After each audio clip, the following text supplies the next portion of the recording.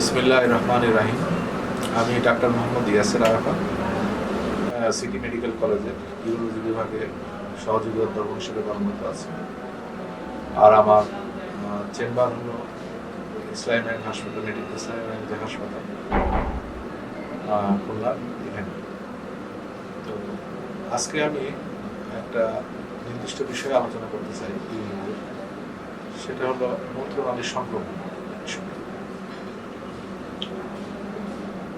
প্রধানত এটার ফোকাস থাকবে মেয়েদের মূত্রনালীর সংক্রমণের উপরে। তো মূত্রনালীর সংক্রমণ বলতে আমরা কি বুঝাই? জীবাণু যদি প্রস্রাবের থলি বা প্রস্রাবের নালীর ভিতরে কলোনাইজেশন করতে পারে, তখন আমরা আসলে সংক্রমণ শব্দটা ইউজ করি। যে কোনো প্রস্রাবের ভিতরে একটা জীবাণু থাকতে পারে, কিন্তু সেটা ইনফেকশন না। ইনফেকশন কখন? যখন সেটা আমাদের মূত্রনালীর ভিতরে প্র্যাকটিক্যাল অর্থে বলা যায় যে বাসা তৈরি করে। প্রধানত আমি যেহেতু মেয়েদের বিষয়ে আলোচনা করব, মেয়েদের এই মূত্রনালীর সংক্রমণ এটা আমাদের মধ্যে দেখা যায় যে অল্প বয়সে এটার একটা প্রকোপ বেশি থাকে। যখন সে ঋতুমতী হয় বা এই 13-14 বছর বয়সে বলা যায়, এই সময় একটা প্রকোপ হয়। আর একটা প্রকোপ হয় মেয়েদের যখন মাসিক বন্ধ হয়ে যাওয়ার প্রকোপ হয়, ঠিক তারপরে আমরা কেন মেয়েদের এই ইনফেকশনটা বেশি হয়, প্রথমে আমাদেরকে জানতে হবে। এর প্রথম কারণ হলো যে মেয়েদের প্রস্রাবের যে নালী এবং পায়খানার যে রাস্তা, এর দূরত্বটা খুব কম। ফলে অপরিচ্ছন্নতা মূলত আমরা 1 নম্বর কারণ হিসেবে আমরা এটাকে দাঁড় করি, যে পরিষ্কার পরিচ্ছন্নতার যদি কোনো সমস্যা হয়, যদি এই প্র্যাকটিসটা ঠিকমতো পালন না করে, তার সেই মেয়ের মূত্রনালী ইনফেকশন হতে পারে। পরবর্তীতে যখন মাসিক শুরু হয় একটা মেয়ে, সেই সময় মূত্রনালীর অবস্থাটা মাসিক চলাকালীন সময় ওই এলাকার স্যাঁতসেঁতে যে আবহাওয়া এই পরিষ্কার পরিচ্ছন্নতার অভাব, এই সময় একটা তখন মূত্রনালীর সংক্রমণের বড় কারণ হিসেবে দেখা যায়। আর যখন মাসিক বন্ধ হয়ে গেছে, এরপরে আমরা বলি যে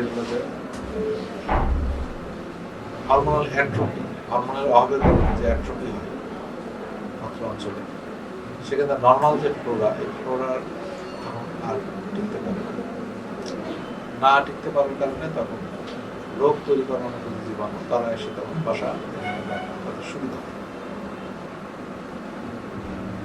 মূত্রনালী ইনফেকশন এটা একটা রোগী যখন হয়, সেটা কম বয়সী মেয়ে হোক আর বড় হোক, লক্ষণ মোটামুটি সবসময় একই রকম থাকে। কি করে বুঝবো আমরা যে মূত্রনালী ইনফেকশন হয়েছে? খুব কম বয়সী বাচ্চাদের ক্ষেত্রে, যারা কথা বলতে পারে না, এদের ক্ষেত্রে বলা হয় যে বাচ্চাদের প্রথম যে প্রকোপটা হয় সেটা হলো যে বাচ্চারা খাওয়া দাওয়া কমে যায়, তারপরে তাদের ঘন ঘন প্রস্রাব হওয়ার একটা প্রবণতা থাকে। যারা হয়তো দেখা যেত কোনোদিনই হয়তো বিছনায় প্রস্রাব করে না, এরকম বিছনায় প্রস্রাব করারও আমাদের কমপ্লেন পাই। গায়ে জ্বর থাকতে পারে। মোটামুটি 4টা জিনিস যদি আমরা আমলে নিই, তাহলে ঘন ঘন প্রস্রাব হওয়া, প্রস্রাবের জ্বালা যন্ত্রণা, অরুচি এবং বমি ভাব এবং গায়ে জ্বর আসা, এই লক্ষণগুলো যদি একসাথে এরকম পাওয়া যায়, তাহলে মূত্রনালীর সংক্রমণের এই লাইনে চিন্তা করা তখন বাস্তব সম্ভব। মূত্রনালী ইনফেকশন হয়ে যাওয়ার পরে চিকিৎসা শুরু করতে সাধারণত মানুষ দেরি করে ফেলে। এই দেরি করার প্রথম কারণটা আমরা যেটা দেখতে পাই, সেটা হলো যে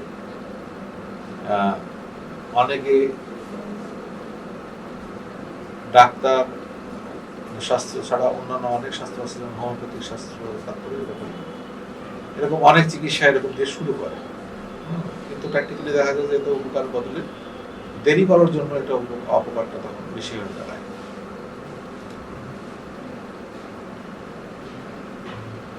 এখন এই মূত্রনালীর ইনফেকশনের যে চিকিৎসা পদ্ধতি, এই চিকিৎসা পদ্ধতিকে দুই ভাগে ভাগ করা হয়।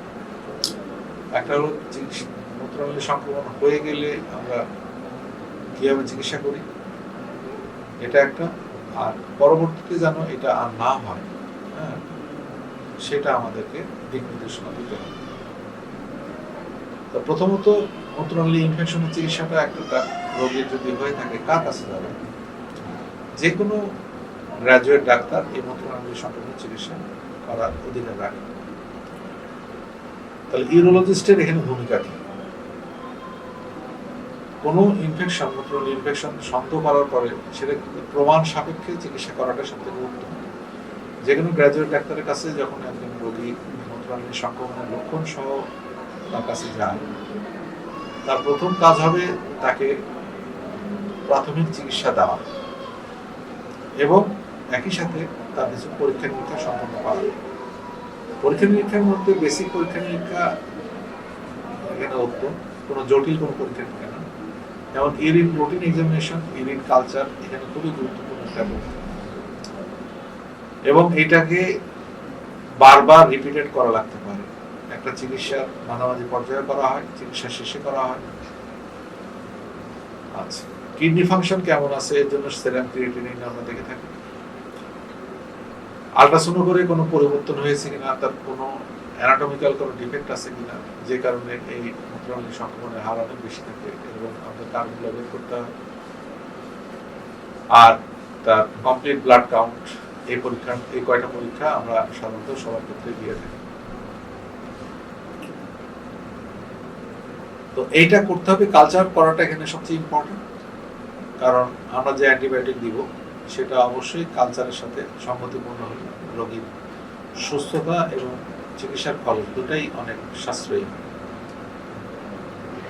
তো চিকিৎসার মধ্যে তাহলে আমরা আসি, যখন প্রথমে আসি, তাহলে একটা গ্রাজুয়েট ডাক্তার এটা চিকিৎসা করার অধিকার রাখে। তাহলে ইউরোলজিস্টের কাছে রেফার কখন করতে হবে এটা জানাটা খুব জরুরি। তাহলে একটা মূত্রনালী সংক্রমণের চিকিৎসা, সাধারণ চিকিৎসার 7 দিনের মধ্যে যদি সংক্রমণ নিয়ন্ত্রণে না আসে, মূত্রনালীর ইনফেকশনের সাথে যদি অন্য কোনো জটিলতা হয়, যেমন মূত্রনালী সংক্রমণের ভিতরে আমার পাওয়া গেল যে তার পেশাবের থলির ভিতরে একটা পাথর আছে, বা কোনো পেশাবের থলির ডাইভার্টিকুলার আছে, বা আপার ট্র্যাক্টে কোনো চেঞ্জ আছে, যেমন ইউরেটার ডাইলেটেশন আছে, কিডনির নালী, এক্ষেত্রে কোনো যদি অ্যানাটমিক্যাল কোনো যদি জটিলতা থাকে তাহলে অবশ্যই সেটা রেফার করতে হবে। ইনফেকশন যদি একবার চিকিৎসা করার 3 মাসের ভিতরে, অনেক ক্ষেত্রে বলা হয় 6 মাসের ভিতরে যদি আবার ইনফেকশন হয়, তা আমরা 3 মাসের ভিতরেই ধরি বেশি, এটাকে আমরা রিইনফেকশন বলি। রিইনফেকশনের ক্ষেত্রে অবশ্যই এটা রেফার করতে হবে। কিডনি ফাংশন যদি কোনো ক্ষেত্রে দেখা যায় যে ক্রিয়েটিনিনের মাধ্যমে আমরা যদি নির্ণয় করে থাকি যে ফাংশনের কোনো ত্রুটি হচ্ছে, তাহলে অবশ্যই এটা রেফার করতে হবে। এরকম কিছু কেসে আমরা ইউরোলজিস্টের কাছে অবশ্যই এই রোগগুলোকে রেফার করা উচিত। তো চিকিৎসার জন্য যে আমরা রোগীকে প্রেসক্রাইব করি তার মধ্যে দুটো অংশ থাকে, একটা হলো ওষুধ আর একটা হলো কিছু উপদেশ। অবশ্যই এক্ষেত্রে আমাদের অ্যান্টিবায়োটিক ব্যবহার করতে হয় এবং সেই অ্যান্টিবায়োটিকটা অবশ্যই কালচারাল সেন্সিটিভিটি রিপোর্ট অনুযায়ী ব্যবহার করতে হয়। মূলত সমস্যা হয় যে সাধারণত গ্র্যাজুয়েট ডাক্তাররা যে কোনো অ্যান্টিবায়োটিকের ক্ষেত্রে মূত্রনালী সংক্রমণের জন্য 7 দিন, 14 দিন অথবা 21 দিন এরকম দিয়ে থাকে। কিন্তু অদ্ভুত ব্যাপার হচ্ছে যে কতদিন অ্যান্টিবায়োটিক দিতে হবে এটা নির্ভর করবে যতদিন তার কালচার নেগেটিভ না হয়। অর্থাৎ কালচার নেগেটিভ হলেই আমরা এই অ্যান্টিবায়োটিক বন্ধ করার অধিকার রাখি। ফলে দেখা যায় যে কোনো কোনো রোগীর ক্ষেত্রে এটা 2-3 মাস পর্যন্ত অ্যান্টিবায়োটিক দেওয়া লাগতে পারে। তবে এরকম যখন দীর্ঘমেয়াদী অ্যান্টিবায়োটিক দেওয়ার প্রয়োজন হয় তখন সংশ্লিষ্ট ইউরোলজির কাছে রেফার করাটাই ভালো হয়। অ্যান্টিবায়োটিক একটা গুরুত্বপূর্ণ উপাদান চিকিৎসা। দ্বিতীয় গুরুত্বপূর্ণ উপাদান হলো যে ঘন ঘন প্রস্রাব এবং এই যে বারবার প্রস্রাব হওয়া, এটার জন্য কিছু মেডিসিন আছে যেটা আমরা ব্যবহার করতে পারি। যে পেশাবের থলির যে সংকোচন, অতিরিক্ত যে কাজ করার যে প্রবণতা, এটা কিছু কমায় আনা যায়। আর ইউরিন অ্যালকালাইনাইজার হিসাবে আমরা পটাশিয়াম সাইট্রেট সলিউশনগুলো ইউজ করতে পারি।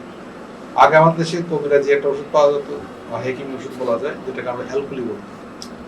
এটা বহুতভাবে ব্যবহৃত হতো, কিন্তু এটা আসলে ইউরিনকে অ্যালকালাইনাইজেশন করে কিনা এটার কোনো প্রমাণ নেই।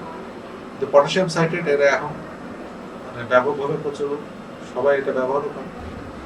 সঠিক মাত্রায় ব্যবহার করলে এটা আমাদের ইউরিন ইনফেকশনকে অনেক ক্ষেত্রে এটা নিয়ন্ত্রণে আসতে পারে। মোটামুটি এই 3 ধরনের ওষুধই আমরা সবচেয়ে বেশি ব্যবহার করি। এখন আসি আমরা যে কিছু বিষয় আছে যেটা ইউরিন যাদের ইনফেকশন একবার হয়ে যায় তাদেরকে আমরা কি কি উপদেশ আমরা সঙ্গে দিতে পারি, এই বিষয়টার উপরে আমি বেশি আলোকপাত করব।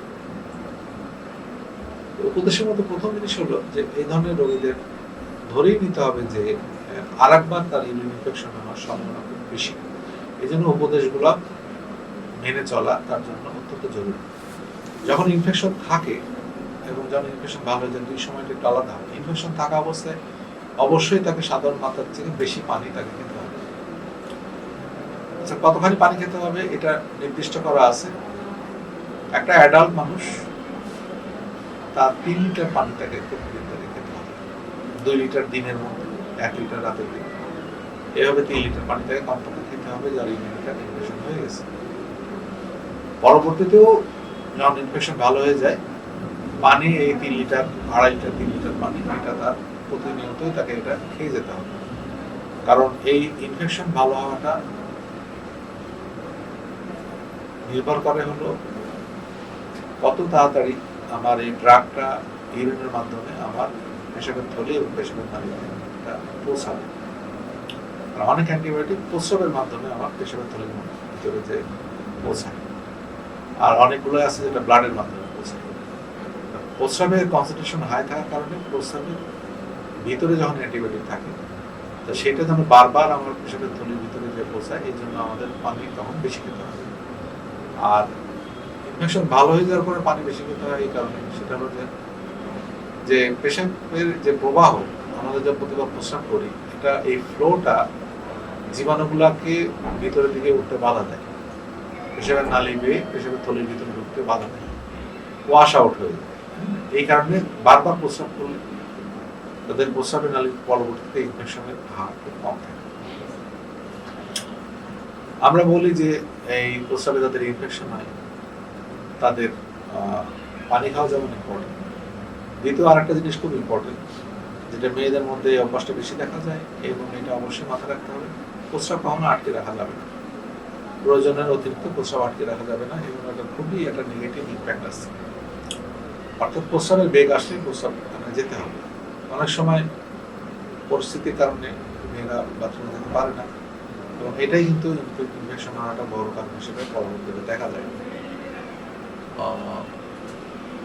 ইনফেকশন উপদেশের ভিতরে আমি এটা আসলাম। 2 নম্বর যেটা উপদেশ আমাদের দিতে হয় সেটা হলো যে পরিষ্কার পরিচ্ছন্নতা।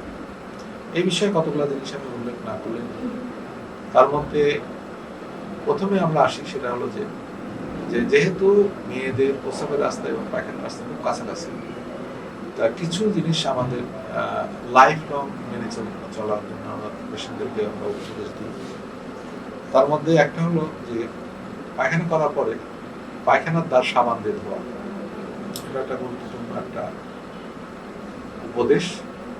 এবং যেসব ছোট বাচ্চা যারা নিজেরা পারে না, বা আমার উচিত বাচ্চাদের পায়খানার পরে অবশ্যই তাদের, যেমন আমরা হাত ও সাবান দিয়ে ধোয়ার কথা বলি, পায়খানার দ্বারটাও সাবান দিয়ে দিতে হবে। শুধু পায়খানা করার পরেই না, ঘুমানোর আগে এবং বাইরে থেকে স্কুল বা কলেজ থেকে ফেরত আসার পরে প্রত্যেকেরই উচিত সাবান দিয়ে ভালো করে নিজের ওই পুরা যে জায়গাটা ভালো করে ধুয়ে নেওয়া। এরপরে যে আমরা উপদেশ দিয়ে থাকি সেটা হলো যে যখন ধরি একটা মেয়ের মাসিক শুরু হয়েছে, মাসের সময় অনেকে মাসিকের প্যাড ছাড়া, মানে স্যানিটারি ন্যাপকিন ছাড়া অনেকের সময় কাপড় বা কাগজ, টিস্যু পেপার এই ধরনের অনেক কিছু ব্যবহার করে। এই জিনিসগুলো ওইভাবে জীবাণুমুক্ত করা হয় না। ফলে এটা ইনফেকশনের জন্য খুব বড় ধরনের একটা ভূমিকা পালন করে। তাহলে আমাদের নিয়ম হলো যে অবশ্যই মাসিকের সময় স্যানিটারি প্যাড ব্যবহার করতে হবে এবং এখানে কোনো কৃপণতা করলে হবে না, যেটুক লাগে যে কয়টা লাগে এটা ব্যবহার করতে হবে।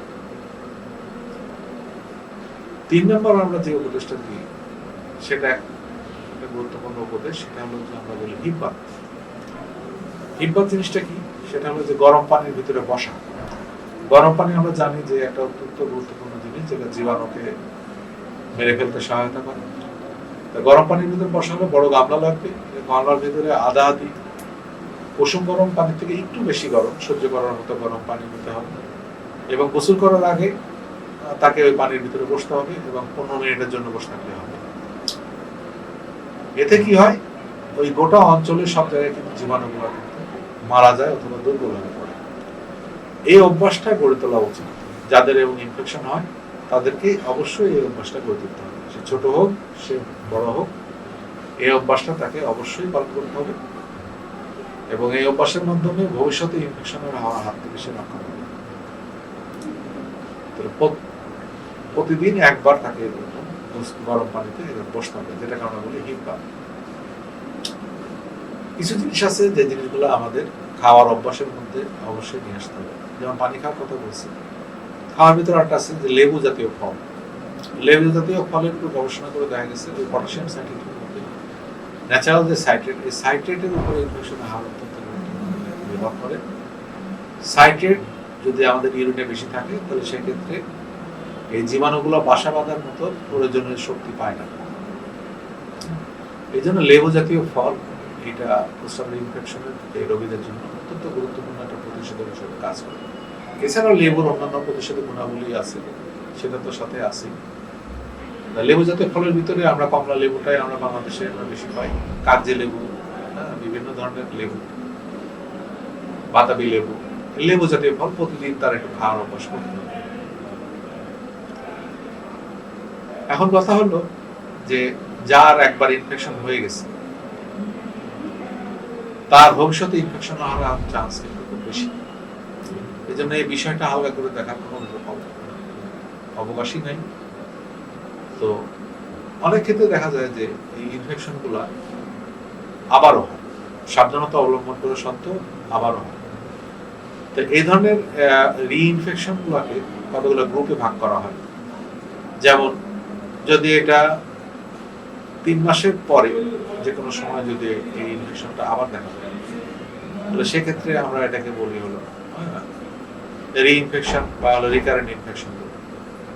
অনেক ক্ষেত্রে দেখা যায় যে জীবাণু পাওয়া যাবে কিন্তু ইনফেকশনের যে লক্ষণগুলো থাকে না, কিন্তু জীবাণু থেকে যায়। জীবাণুগুলো সঠিকভাবে মারা না হলে জীবাণুগুলো থেকে যায়।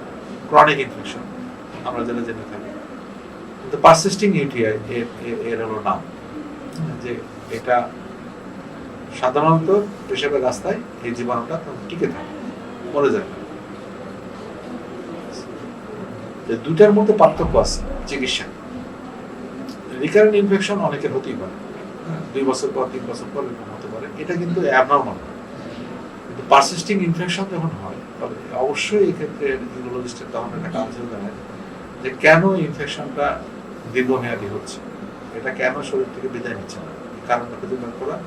এবং অধিকাংশ ক্ষেত্রে দেখা যায় যে কোনো আকৃতিগত পেশাবের রাস্তা, পেশাবের থলির কোনো আকৃতিগত সমস্যা আছে, অথবা পেশাবের থলির ভিতরে কোনো একটা পাথর বা কোনো একটা জায়গায় কোনো পাথরের কথা কিছু দেখা যায় যে এই থাকার কারণে এই ইনফেকশনগুলো দূর হয় না।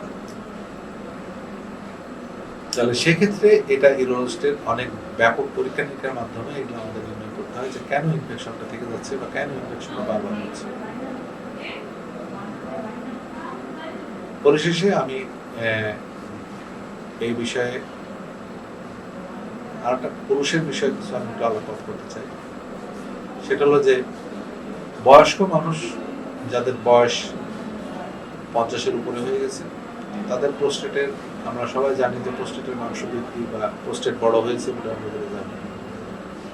এদের ক্ষেত্রে অনেকের দেখা যায় যে প্রোস্টেটের ভিতরে মাংস বৃদ্ধি পেয়েছে এবং প্রোস্টেটের ভিতরে ইনফেকশন তার এরকম একই সাথে আমাদের কাছে মাসের রোগের নিয়ে। এই ধরনের রোগের ক্ষেত্রে দেখা যায় যে ইনফেকশন অপারেশন না করা পর্যন্ত এই ইনফেকশন দূর হয় না। প্রোস্টেটের যে ইনফেকশন, এটার ব্যাপারে আমি যে কথাটা বলতে চাই সেটা হলো যে কখনোই 7 দিন বা 10 দিন বা 14 দিনের চিকিৎসা কিন্তু এই প্রোস্টেটের ইনফেকশন কখনোই দূর হয় না। প্রোস্টেটে যখন আমরা ইনফেকশন প্রোস্টেটাইটিস যখন সাসপেক্ট করি, এটার জন্য সর্বনিম্ন 21 দিন পর্যন্ত আমাদের চিকিৎসা আমাদের চালু রাখতে হবে। আর একটা ইনফেকশন যেটা আমি পুরুষের ক্ষেত্রে হয় সেটা হলো যে গনোরিয়া। এটা হলো অনৈতিক শারীরিক মেলামেশার মাধ্যমে এই রোগটা, এবং এর প্রকোপটা খুব একটা কম না, ব্যাপক অঙ্কে। বিশেষ করে যে বিদেশ ফেরত যারা বাংলাদেশি বিভিন্ন কারণে বিদেশে চাকরি করতে গেছে তাদের মধ্যে এই রোগটা আমি অনেক বেশি পাবো। এই ক্ষেত্রে যেটা মূল সমস্যা হয় যে এই রোগটা গোপন করার জন্য সে সময় ক্ষেপণ করে বেশি, এবং এতে তার পেশাবের রাস্তার যে ক্ষতি এটা পার্মানেন্ট হয়ে যায়। এই রোগীগুলো সারা জীবনের জন্য রোগী হয়ে যায়, এবং এতে পেশাবের রাস্তা শুকিয়ে যায়, এদেরকে বারবার অপারেশন করতে হয়, এবং একটা জীবন একটা পুরোপুরি মানে একটা স্বাভাবিক সুন্দর জীবন সম্পূর্ণভাবে একটা অসুস্থ জীবনের মধ্যে চলে যায়।